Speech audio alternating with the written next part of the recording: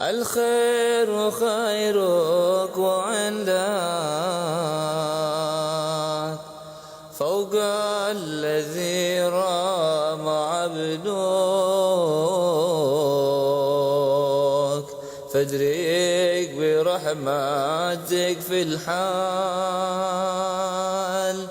يا موجد الخلق طران وموسع الكل براه. أسألك أسبال ستران على القبائح والأخطال يا من يرى سر قلبي، حسبي اطلاعك حسبي،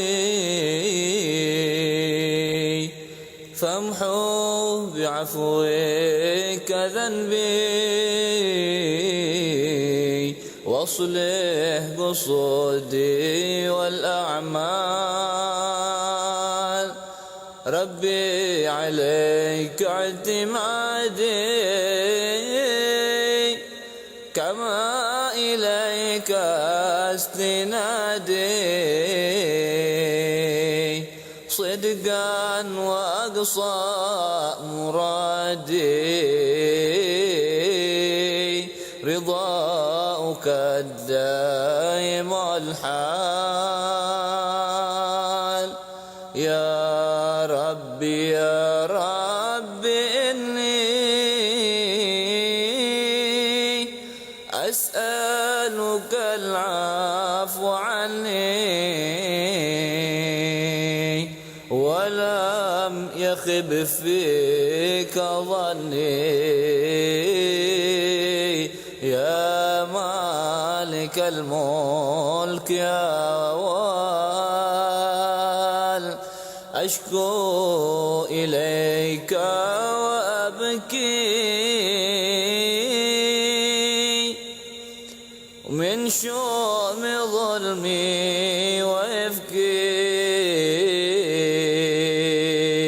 وسوء فعلي وتركي وشهوة القيل والقال وحب الدنيا ذميمة من كل خير عقيمة، فيها البلايا مقيمة وحشوها آفات واشغال. يا وايح نفسي الغوية عن السبيل السوية، أضحى تروج عليا وقصدها الجاه والمال. يا ربي قد غلبتني وبالأمان سبتني وفي الحظوظ كبتني وقايدتني بالإقبال. قد استعنتك ربي على مداواة قلبي وحل عقدات كربي، فانظر إلى الغم ينجال. قد استعنتك ربي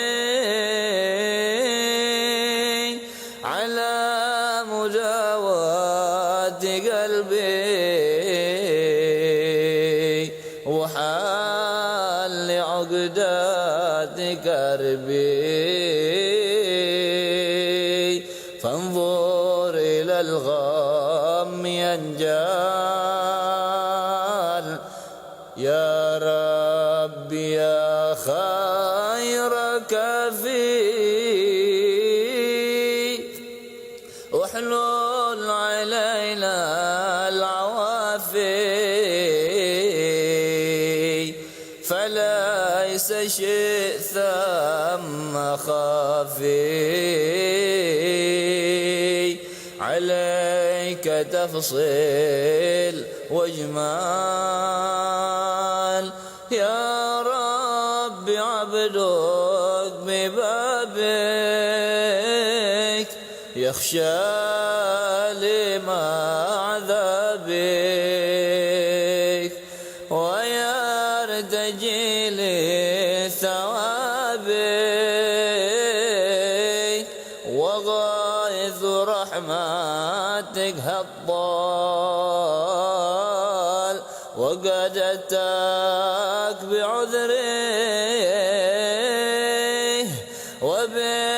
وبانكساره وفقره فاهزم بيسرك عسره بمحض جودك والإفضال وامنن عليه بتوبة تغسله من كل حوبة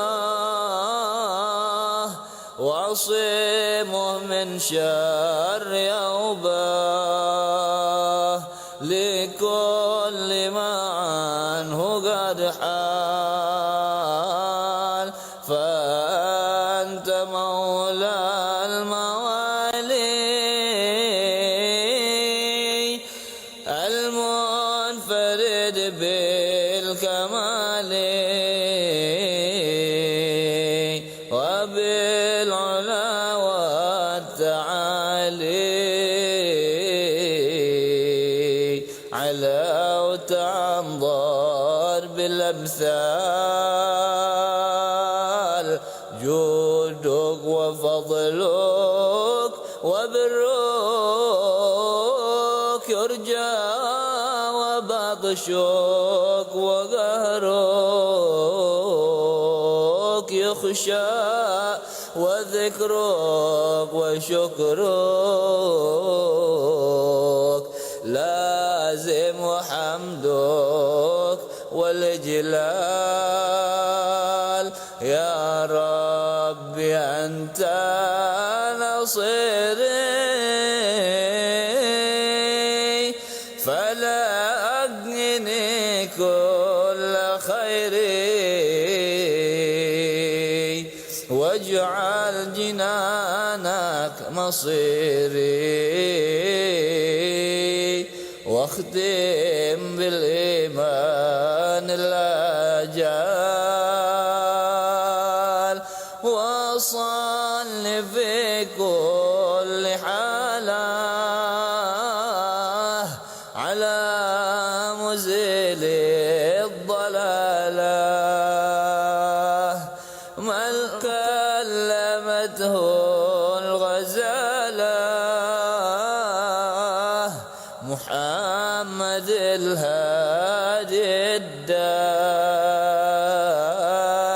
والحمد لله شكرا على نعم منه تترى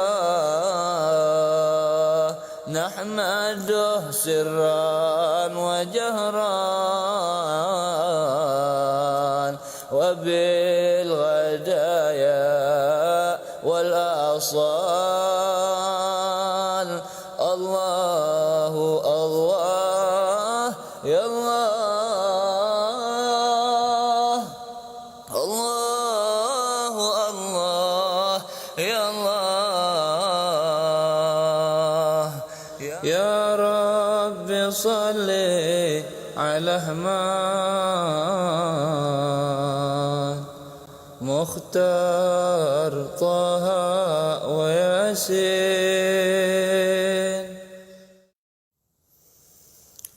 الله الله الله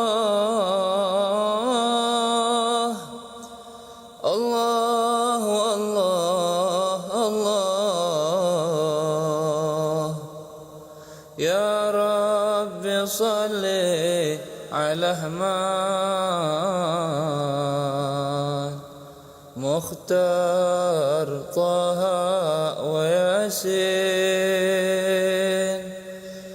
يا رب يا عالم الحال إليك وجهت الأمال فامنن علينا بالإقبال وكن لنا واصلح البال يا رب يا رب الأرباب عبدك فقيرك على الباب أتى وقد بات الأسباب مستدركا بعدما مال يا واسع الجود جودك الخير خيرك وعندك فوق الذي رام عبده.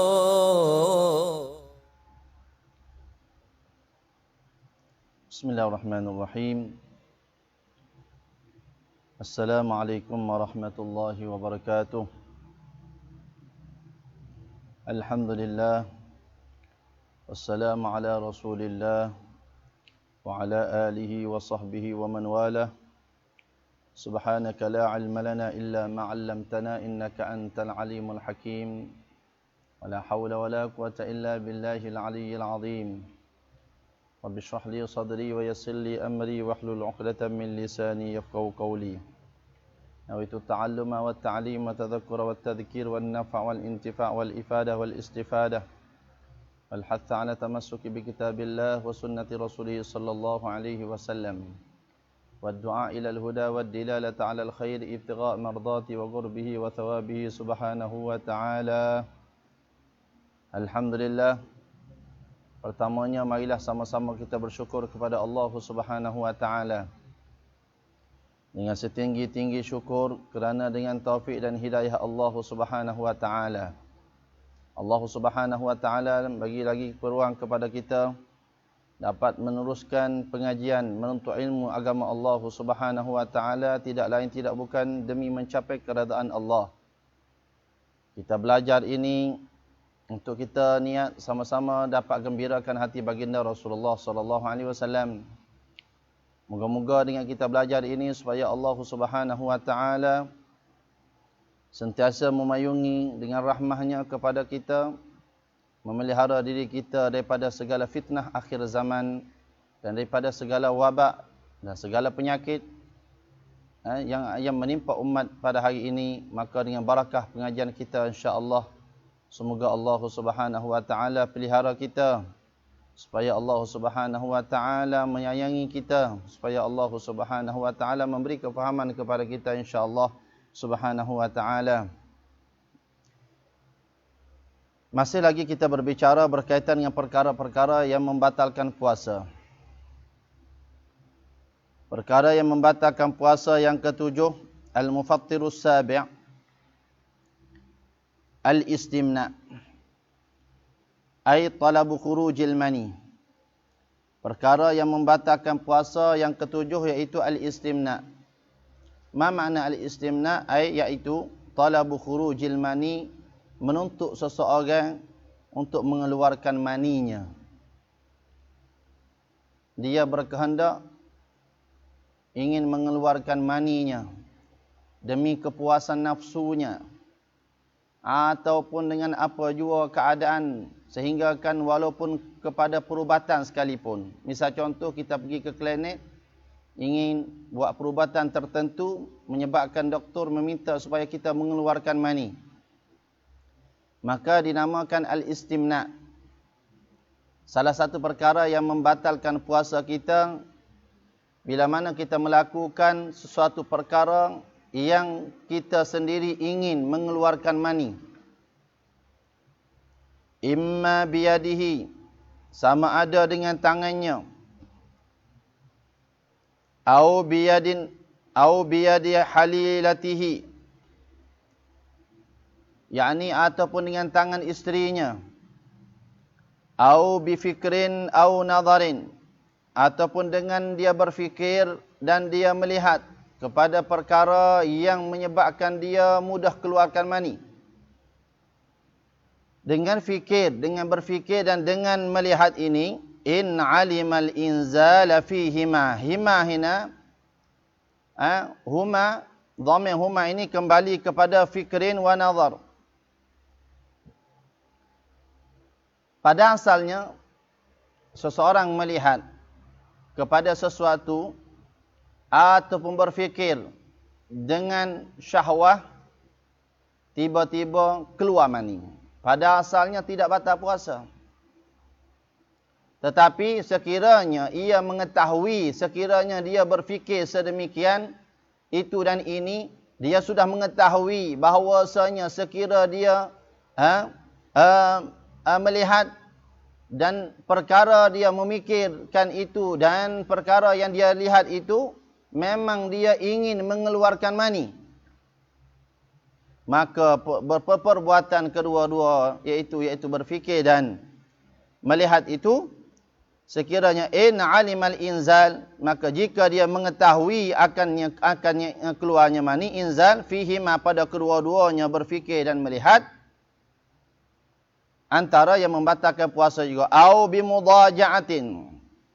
Ma makna bimudaja'atin, yakni dia tidur bersama isteri dia, usaha untuk nak memuaskan hawa nafsunya, usaha untuk mengeluarkan maninya dengan melakukan perbuatan tidur bersama isterinya. Mudaja'atin, bimudaja'atin ail iltija' ma'aha, duduk bersama isteri dia. Fa idza anzala fi ihda hadhil halat, maka apabila keluarnya mani pada salah satu, fi ihda hadhil halat, pada salah satu daripada keadaan-keadaan yang disebut tadi, batala saumuhu, maka batalah puasa dia. Mafhum? Yang penting kita kena faham perkara yang membatalkan puasa yang keenam, yang ketujuh adalah usaha untuk mengeluarkan mani dalam apa jua keadaan sekalipun. Bila mana dia berkeinginan ingin mengeluarkan mani, memuaskan hawa nafsunya, atau dia berhajat untuk keluarkan mani dengan apa jua sekalipun, sama ada dengan cara yang halal. Mana cara halal? Dengan menggunakan tangan isterinya. Halal? Boleh. Kalau bukan Ramadan, hukumnya halal. Menggunakan tangan isterinya, ingin mengeluarkan mani, boleh. Tetapi bila melakukan di tengah hari bulan Ramadan, dengan menggunakan tangan isterinya, dengan cara yang halal ini, tujuan untuk mengeluarkan mani, memuaskan hawa nafsunya, maka batal puasanya. Ataupun dengan cara yang haram, mana? Dengan tangan dia sendiri. Dia usaha dengan perbuatan dia sendiri. Dia usaha dengan tangan dia sendiri. Maka lebih-lebih lagi lah batal puasa.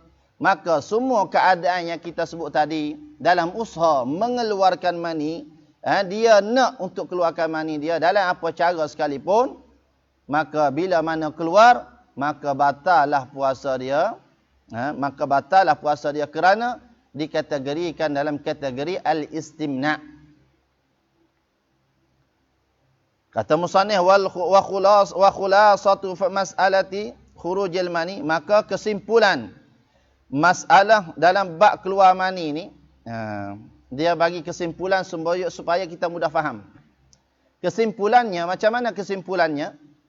Kesimpulan masalah khurujil mani, keluarnya mani ini, annahu taratan yubtilu, bahwasanya adalah keluarnya mani kadang-kadang batal puasa, wa taratan la yubtil, maka kadang-kadang tidak batal. Khulasahnya, kesimpulannya, ada beberapa keadaan keluar mani batal puasa. Ada beberapa keadaan keluar mani tidak batal puasa. Oleh kerana itu sekarang ini kita nak mengenal satu persatu. Apakah keadaan keluarnya mani batal puasa? Fayubtilu fi halataini, maka batalnya puasa dengan sebab keluarnya mani fi halataini, pada dua keadaan. Pada dua keadaan. Keadaan yang pertama, bil istimna, keluar mani dengan istimna. Apa makna istimna? Yakni berusaha untuk mengeluarkan. Apa makna istimna? Ay talabi khurujil mani, yakni satu usaha, perkara yang dilakukan, satu tuntutan yang dilakukan untuk mengeluarkan mani secara mutlak, secara umum. Bi ayyi kaifiyatin, dengan apa-apa kaifiyah, cara, keadaan sekalipun, oleh kerana dia yang nak mengeluarkan mani, maka dikelaskan dia ni al-istimna, perbuatan istimna, maka batal puasa dalam apa keadaan sekalipun apabila keluar mani dengan perbuatan dia yang dia berkehendak keluarkan mani. Mafhum? Itu keadaan pertama yang mana bila keluar mani batal puasa. Keadaan yang kedua, bila mana keluarnya mani batal puasa, wa idza bashara imra'atahu min ghairi hailin, apabila dia bersama dengan isterinya, dengan perempuannya, min ghairi hailin, tanpa berlapik. Hak ni dia niat nak keluarkan mani ataupun tidak dikira. Yang pentingnya dia tidur tanpa berlapik bersama isteri dia, tanpa ada perantaraan baju. Kedua-duanya tak ada baju. Misal contoh, ya, wa idza bashara imratahu, bila mana dia menyentuh, dia pegang, duduk bersama isteri dia, min ghairi hailin, tanpa berlapik, yakni tanpa berpakaian, tiba-tiba keluar mani, sedangkan dia pun tidak ada usaha nak mengeluarkan mani, tetapi perbuatan dia tu duduk sekali di bulan Ramadan, tengah hari duduk sama-sama tak ada pakaian, tiba-tiba keluar mani. Keluar mani yang ini tidak dia maafkan, dan maka ia membatalkan puasa. Mafhum? Ini dua keadaan yang mana dikatakan keluarnya mani batal puasa. Dan dua keadaan keluarnya mani tidak batal puasa. Keluar mani tapi tak batal puasa. Wala yubtilu fi halataini, maka tidak batal pada dua keadaan. Yang pertama, idza kharaja min ghairi mubasharatin, apabila keluarnya mani daripada bukan mubasyarah, yakni bukan dengan bersentuhan, bukan dengan bersama, bukan dengan perbuatan bersama dengan perempuan. Kanadharin, macam seperti melihat, dia tak bersama, dia tengok je isteri dia berpakaian yang kurang, yang agak mengangkat nafsunya, ataupun dia melihat apa-apa gambar, atau apa melihat apa-apa video yang dilarang. Misal contoh, au fikrin, ataupun dengan dia berfikir, dia tak buat apa-apa pun, duduk saja-saja je. Tak ada kerja, petang-petang duduk khayal, keluar mani. Berbeza dengan melihat dan berfikir yang tadi, yang disebut di awal pengajian tadi.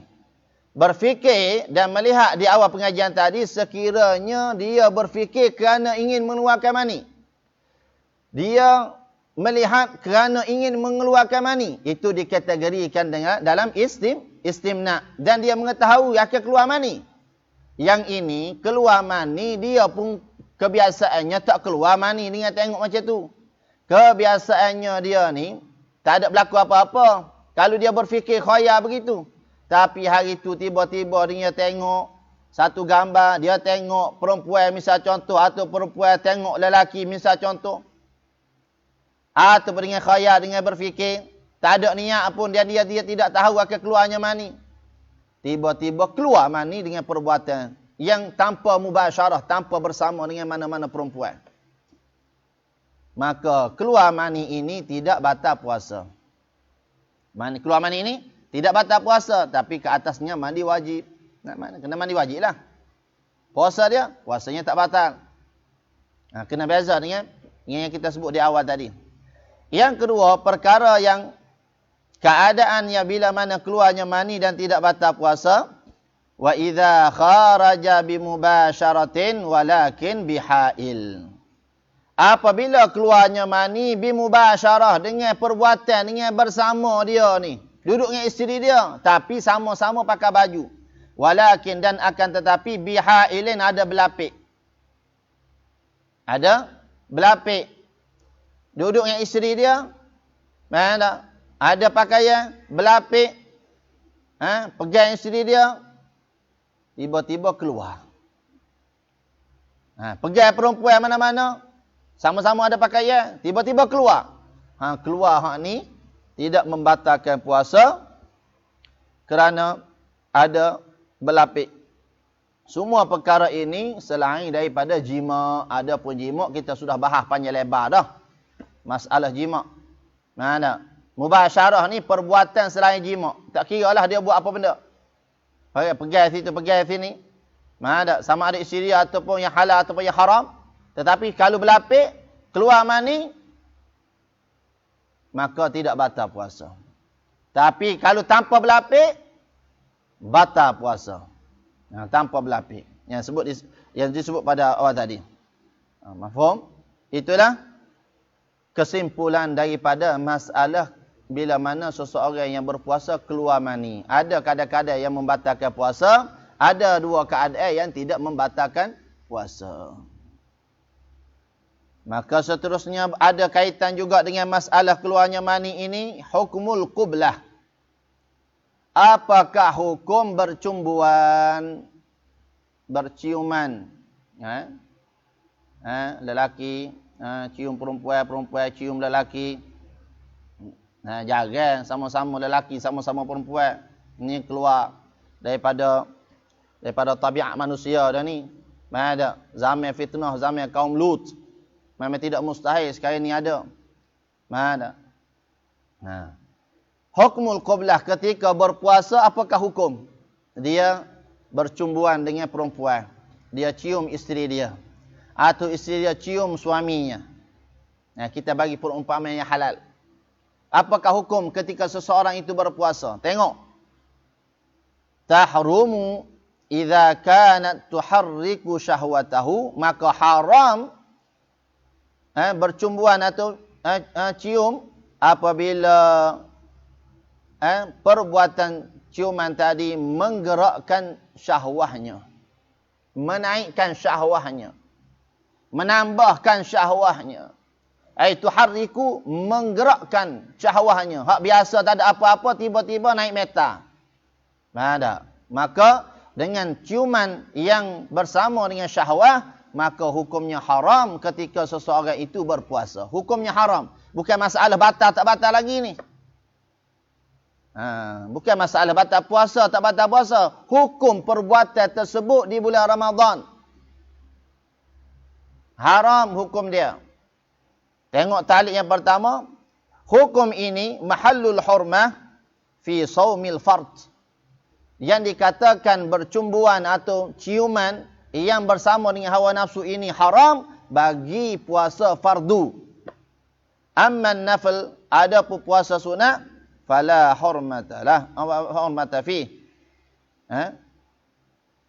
Maka jika fala hurmah fi, maka adapun puasa sunat, dia pergi cium isteri dia cium suami dia, walaupun dengan pergerakan syahwah, maka tidak haram. Yang dikatakan haram bila mana perbuatan ciuman ini dilakukan ketika melakukan puasa fardu. Faham? Tengok. Hukum dia haram. Batal puasa atau tidak? Tengok. Wa amma idza lam tuharrik syahwatahu. Adapun apabila tidak menggerakkan syahwah dia, dia cium biasa ya, macam dia cium budak-budak. Dia cium anak dia. Ciuman rahmah. Ciuman kasih sayang. Bukan ciuman nafsu. Berbeza. Kucupan. Ciuman itu kadang-kadang dengan kasih sayang. Dengan kadang-kadang dengan sifat rahmah. Kadang-kadang dengan nafsu. Berbeza. Maka, adapun apabila seseorang itu melakukan al-qublah, yakni ciuman, bercumbuan, lam tuharrik syahwatahu, yang tidak menggerakkan syahwahnya, hukum dia fa khilaful aula. Ma makna khilaful aula? Apa benda khilaful aula ni? Hukum dalam syarak ada berapa? Ada 5. Pertama sekali wajib. Yang kedua sunat. Yang ketiga mubah, harus. Yang keempat makruh. Yang kelima haram. Khilaful aula ni dalam usulul fiqh di antara haruh dan makruh. Dia ada 5. Kena tahu hukum syarak ada 5. Apa benda wajib, apa benda sunat. Tapi kita sebut dulu. Ada wajib, ada sunat, ada harus. Ada boleh. Ada makruh dan ada haram. Hukum khilaful aula ni di antara harus dan makruh.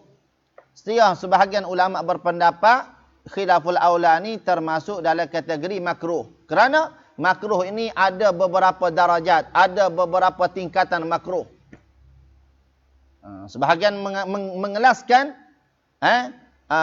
khilaful aula ni termasuk dalam kategori makruh. Tetapi khilaful aula ini belum menyampai makruh yang sebenar. Sebab tingkatan khilaful aula ini di antara benda yang harus dan di antara benda yang makruh, tengah-tengah tu. Mafhum? Wala tubtilu illa idza anzala bisababiha. Maka hukumnya tidak batal puasa dengan bercumbuan. Tetapi illa kecuali idza anzala bisababiha, kecuali cium keluar mani.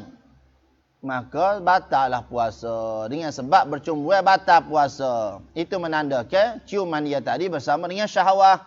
Termasuk dalam kategori mubasyarah. Tanpa berlapik.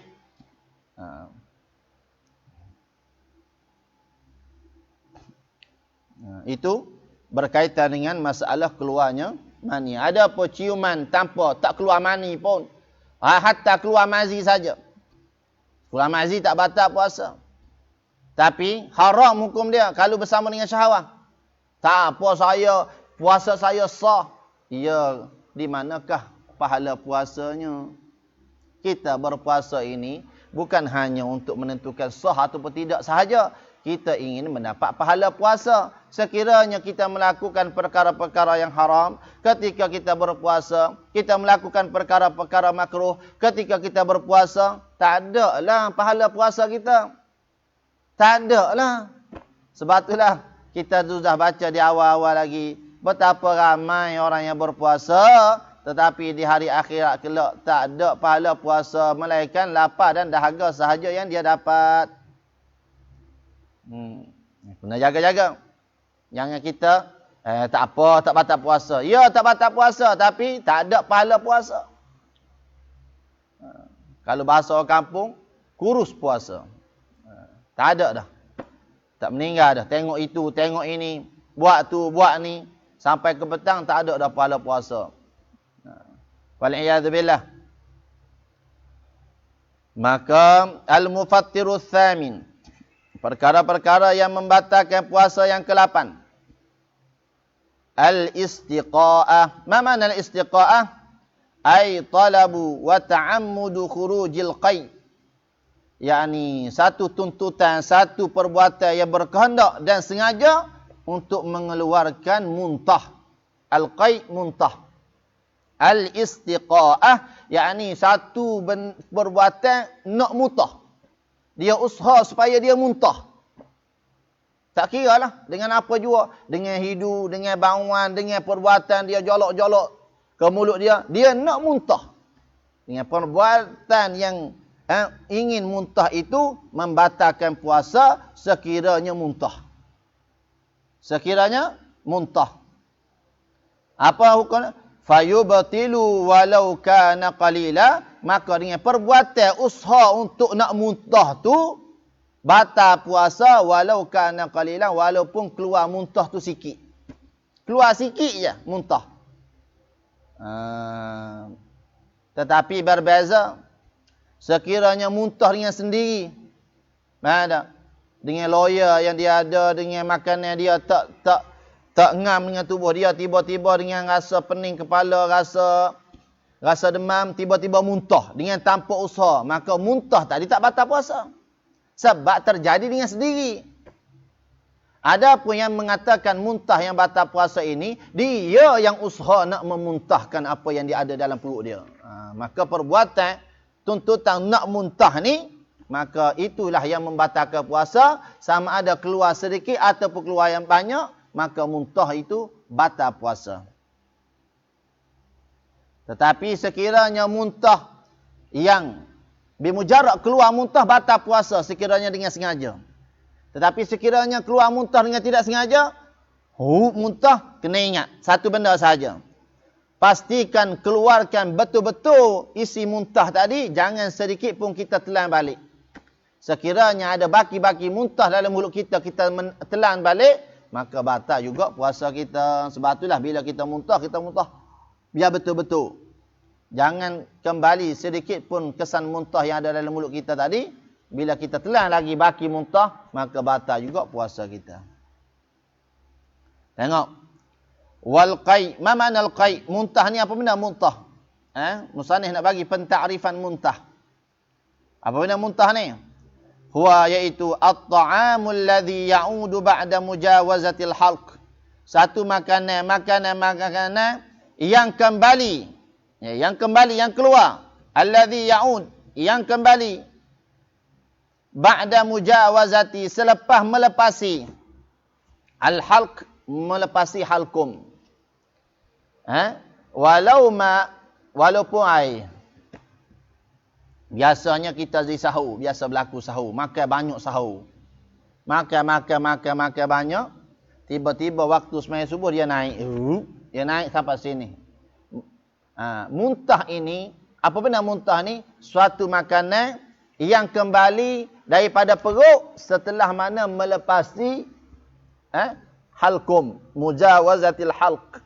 Halkum di sini. Bila makanan itu masuk sampai sini, dia keluar balik, maka benda yang keluar tu muntah walaupun air. Walau lam yataghayyar, walaupun tak berubah benda yang keluar tadi, keluar air, keluar makanan dengan makanan tak berubah bau. Ta'muhu walau nuhu, tak berubah rasa dia, tak berubah warna dia, walaupun tak berubah, masih lagi dikekalkan hukumnya muntah. Yang penting apa-apa makanan yang sudah melepasi halkum, tiba-tiba keluar balik, sama ada dia tu air, sama ada dia tu berubah dengan baunya, atau berubah ataupun tidak, ataupun dengan warnanya berubah ataupun tidak dikira. Bila makanan itu melepasi halkum, tiba-tiba keluar balik makanan tersebut, maka itu dikira muntah. Tengok. Bagaimana kita nak berhadapan dengan muntah kita ni? Wal hukmu idza kharaja minhul qai. Bagaimana? Dan apakah hukum? Hukum apabila keluar daripada seseorang itu al-qai. Muntah. Apakah hukum apabila keluar daripada seseorang muntah di tengah bulan Ramadan, di tengah hari bulan Ramadan? Apakah hukum? Batal puasa ataupun tidak? Apakah yang perlu dilakukan? Ini yang perlu difahami. Perlu difahami. Pertama sekali, anna famahu mutanajjisun. Bila mana seseorang itu muntah, sama ada sengaja tak sengaja, bila berlaku muntah, kena ingat bahawasanya mulutnya itu mutanajjis, kerana muntah itu najis. Bila mana keluar daripada perut, biasanya muntah ni keluar daripada perut, keluar daripada dalaman kita ni, maka hukum dia najis. Kalau kena kepada pakaian kena basuh untuk sembahyang. Maka bila mana seseorang itu muntah, mulut dia ni mutanajjis, najis. Kena najis. Fayajibu alaihi an yaghsilahu, maka wajib ke atasnya seseorang itu an yaghsilahu, bahawasanya dia kena cuci, kena basuh. Tak cukup sangat tu. Wa yubaligha fil madmadah, maka dia kena kuat-kuatkan pada komo-komo. Wa yubaligha fil madmadati, maka dia kena kuat-kuatkan, kena berlebihan pada berkomo-komo, hatta yanghasila jami'u ma fi famihi, sehingga dia menyucikan, membasuh sekalian apa yang ada dalam mulut dia, min haddihi zahir, daripada kawasan zahir. Semalam kita dah kenal dah mana kawasan zahir. Sebelum ni kita dah kenal dah mulut kita ni, mana kawasan zahir, mana kawasan batin. Bila mana seseorang itu muntah, maka bila dia muntah, dia keluarkan muntah dia, jangan biarkan tertelan baki-baki muntah. Kerana kalau tertelan maka batal puasa. Dia keluarkan balik semua isi muntah dia tu. Bila mana dia muntah, maka mulut dia tu najis. Kena najis. Apa yang wajib dilakukan? Wajib kata seseorang yang muntah itu, dia kena cuci, basuh mulut dia, dan kena berlebih-lebihan pada berkomo-komo, sehingga menyucikan sekalian kawasan mulut dia ni, yang dikatakan kawasan mulut yang zahir, daripada najis muntah.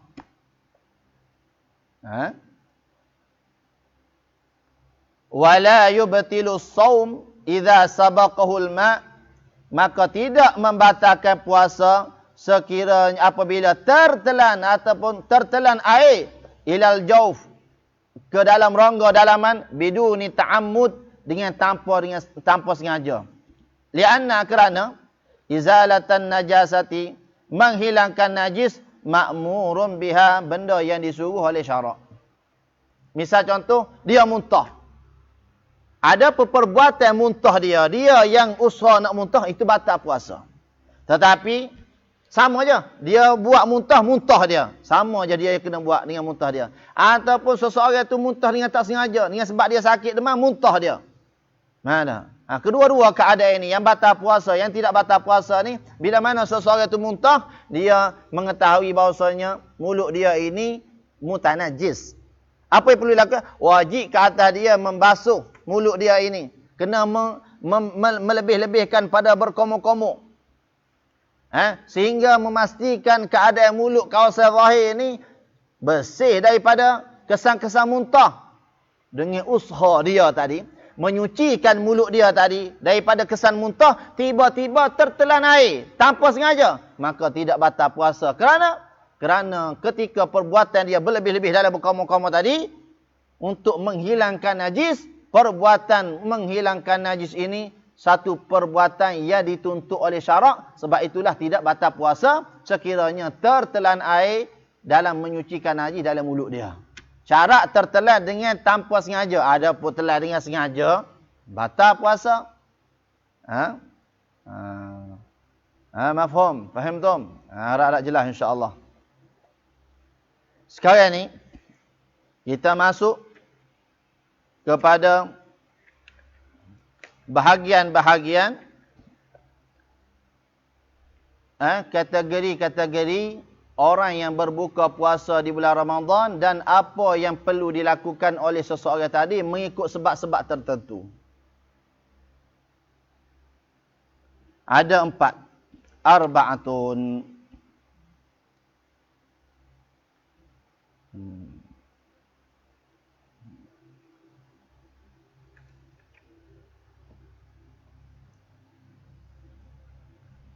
Aqsamul iftar bi'tibari ma yalzamu bisababihi. Arba'atun.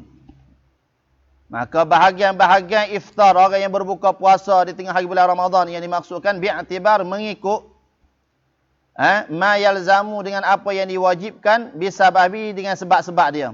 Arba'ah. Ada 4 keadaan dan ada 4 kategori. Kategori yang pertama, bahagian yang pertama, ma yalzamu fihi al-qada' wal fidyah. Disebabkan batal dia buka puasa ni, wajib ke atas dia qada dan bayar fidyah. Ada 2 keadaan. Siapakah yang bila mana dia berbuka puasa di tengah hari bulan Ramadan, dia kena ganti dan dia kena fidyah. Ini kategori yang pertama, bahagian yang pertama. Ma yalzamu fihi al-qada' wal fidyah. Wajib ke atas dia padanya qada' dan fidyah. Ada dua sebab. Pertama sekali, orang yang berbuka puasa al-iftaru li khaufin ala ghairihi. Dia berbuka puasa kerana takutkan ke atas orang lain, risaukan kepada orang lain. Misal contoh, contoh macam mana? Ka fitril hamili li khaufiha ala janiniha. Seperti perempuan yang hamil, berbukanya puasa seseorang al-hamil, perempuan yang hamil, yang mengandung.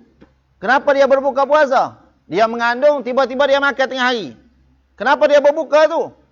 Li khaufiha, kerana takutnya perempuan yang mengandung itu ala janiniha, ke atas janin, ke atas baby dalam perut dia tadi. Sekiranya kalau dia puasa, mungkin baby dalam perut dia, janin dia ni tak boleh memudaratkan janin dia. Dia takut memudaratkan janin dia. Sebab tu dia berbuka puasa. Kenapa dia buka puasa? Kerana dia takut kepada janin dia. Nak jaga kemaslahatan janin dia. Wal murdi'i, ataupun orang yang menyusu. Orang menyusu, sama ada ibu ataupun orang ambil upah menyusu, tak kira lah. Kenapa? Dia menyusu, tiba-tiba dia makan. Kenapa makan? Kenapa berbuka puasa? Li khaufiha ala radhi'iha, kerana dia takut, dia demi jaga kemaslahatan ke atas anak yang dia susu.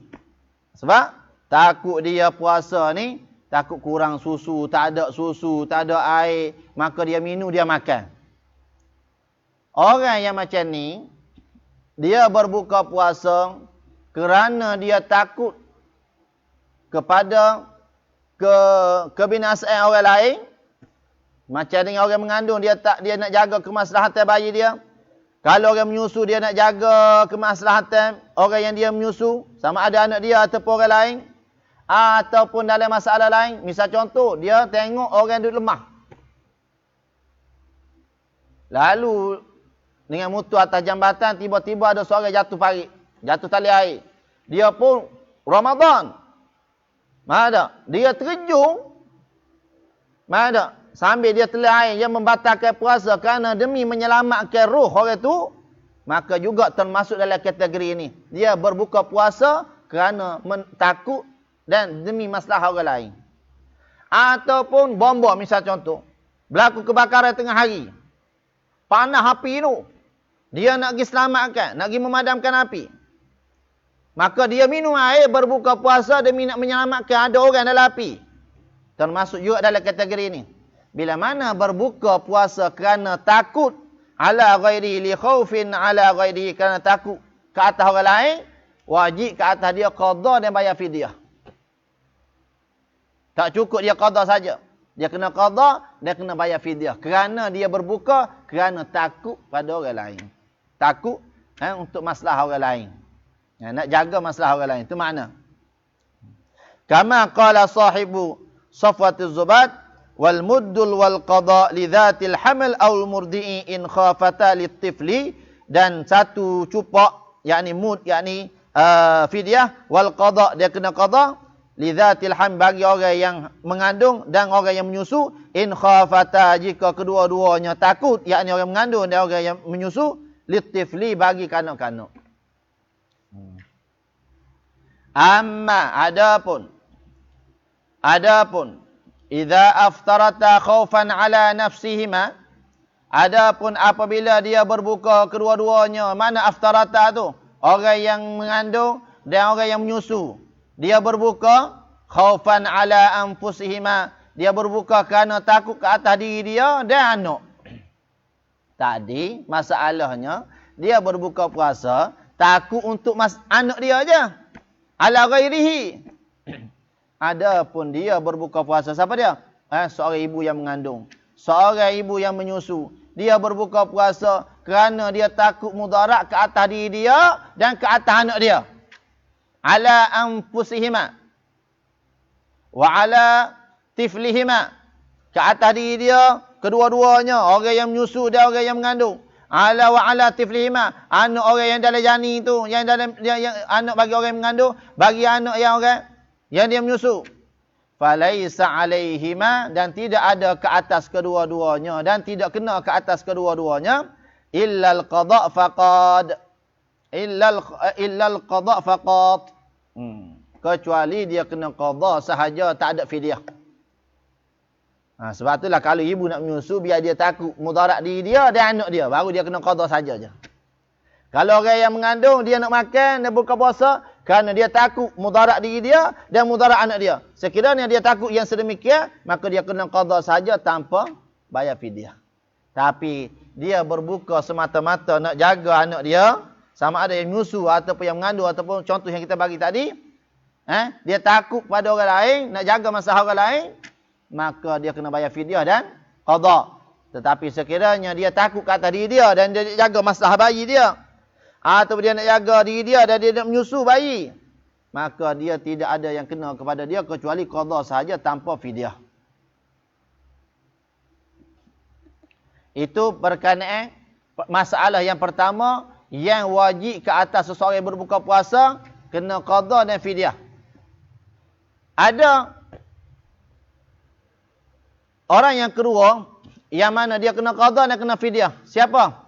Al-iftaru ma'a ta'khiril qada. Dia berbuka puasa di bulan Ramadan bersama melewatkan qada. Melewatkan qada ma'al imkani.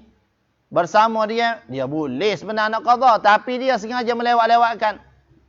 Hatta, sehingga ata Ramadanun akhar, sehingga datangnya Ramadan lain pula, bi ghairi uzrin, dengan tanpa uzur.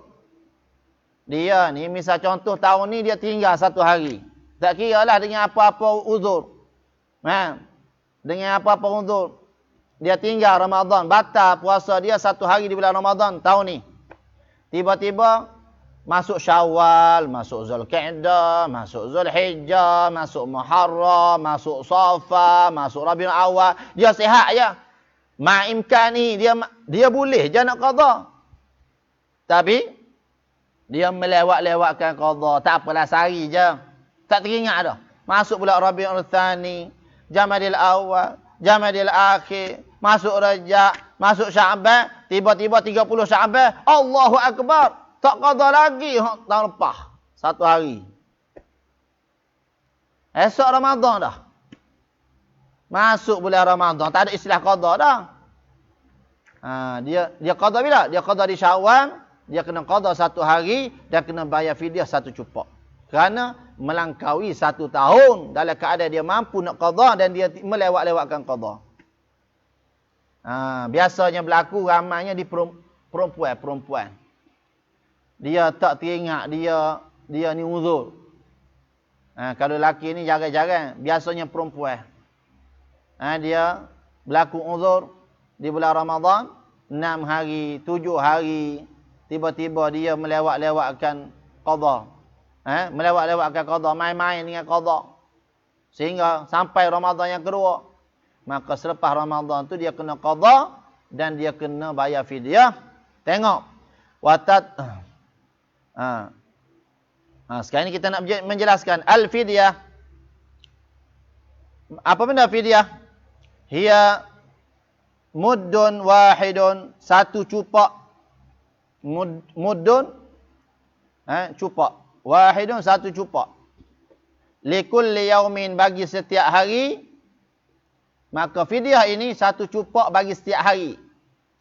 Min ghalibi qutil balad, daripada keghaliban, kebiasaan makanan asasi negeri tersebut.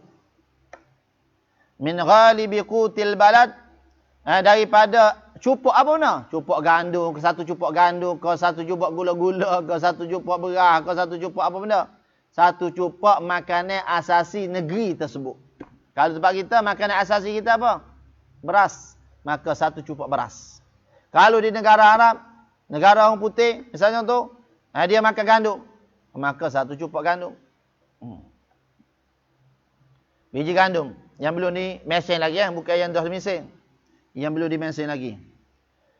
Wa tatakarrarul fidyah, maka berulangnya fidyah bitaqarruris sini dengan berulangnya tahun. Misalnya dia langkah 2 tahun ni, jahil dia zaman muda ni.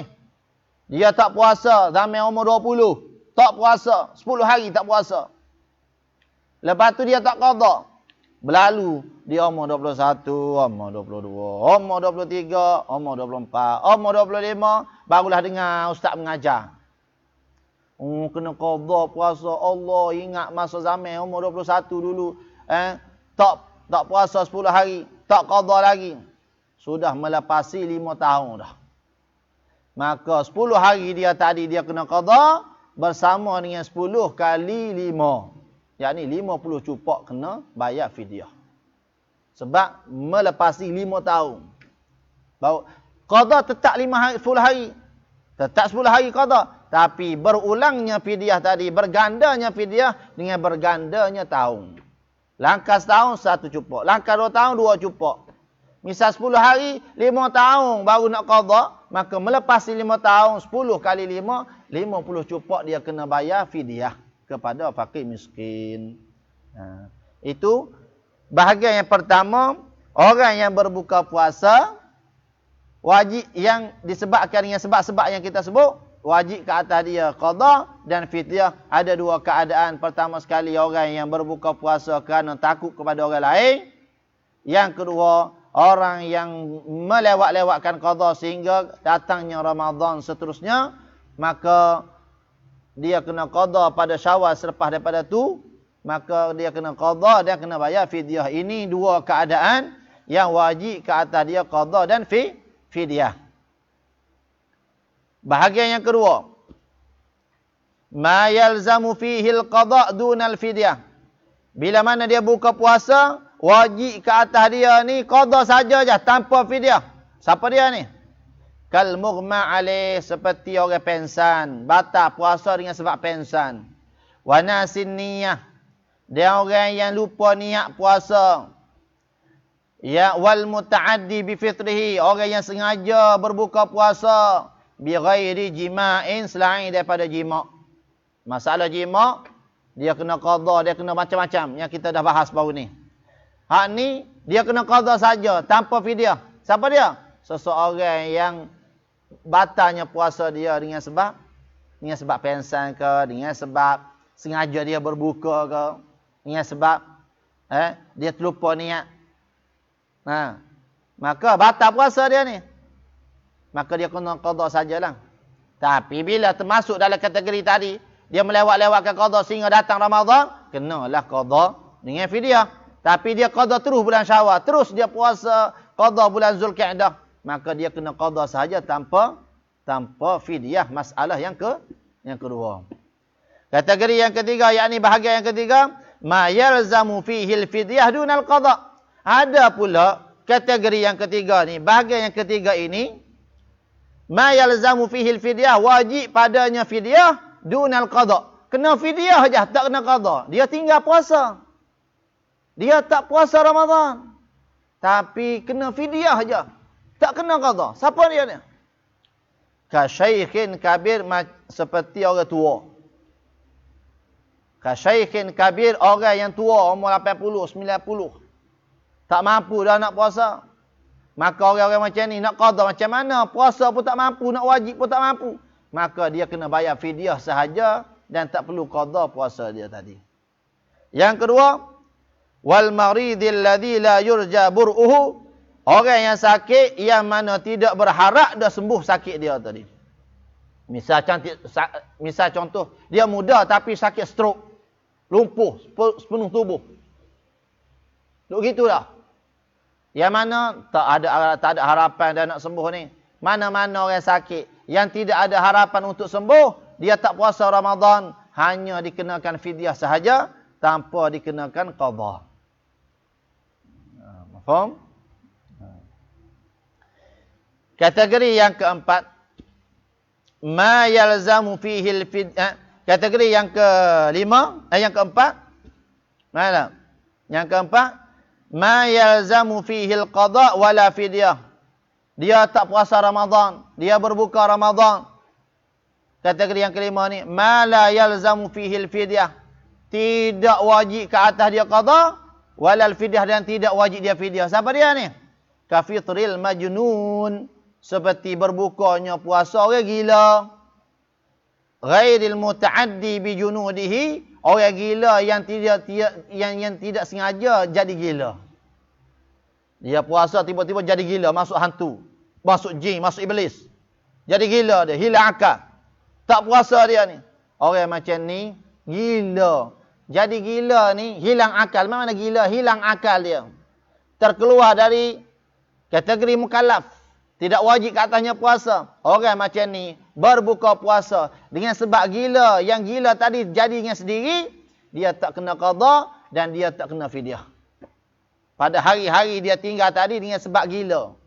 Gila-gila yang dia bukan perbuatan dia. Ada pun seseorang yang dia sendiri buat nak jadi gila, tiba-tiba jadi gila, kena qada. Kama qala sahibu Safwatuz Zubad, wajawizil fitra li khaufi mautin, maka harus membuka puasa bagi orang yang takut kepada mati. Yang ni macam tadi. Wa maradin, pada orang sakit. Wa safarin, bagi orang bermusafir. In yutila khaufi, in yatulil wa khaufi, walaupun panjang.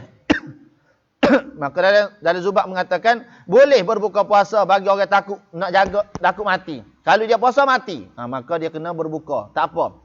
Wa maradin, bagi orang sakit. Wa safarin, bagi orang bermusafir. Ni dibenarkan berbuka puasa di bulan Ramadan. Wa in yatul, walaupun lama. Walaupun lama musafir dia, tak apa. Wa khauf, boleh juga berbuka puasa. Wa khaufi murdiin, bagi orang yang takut kepada yang disusu. Wa dzatil hamli, orang yang hamil. Orang yang mengandung. Minhu ala nafsihima, yang mana dia takut ke atas kedua-duanya, diri dia dan kepada anak-anak dia. Durran bada, mudarat kepada kedua-duanya. Wa yujibul qada' dunal iqtida' wa muftirun li haramin li kulli yawmin muddun kama marra bila qada'in saumin.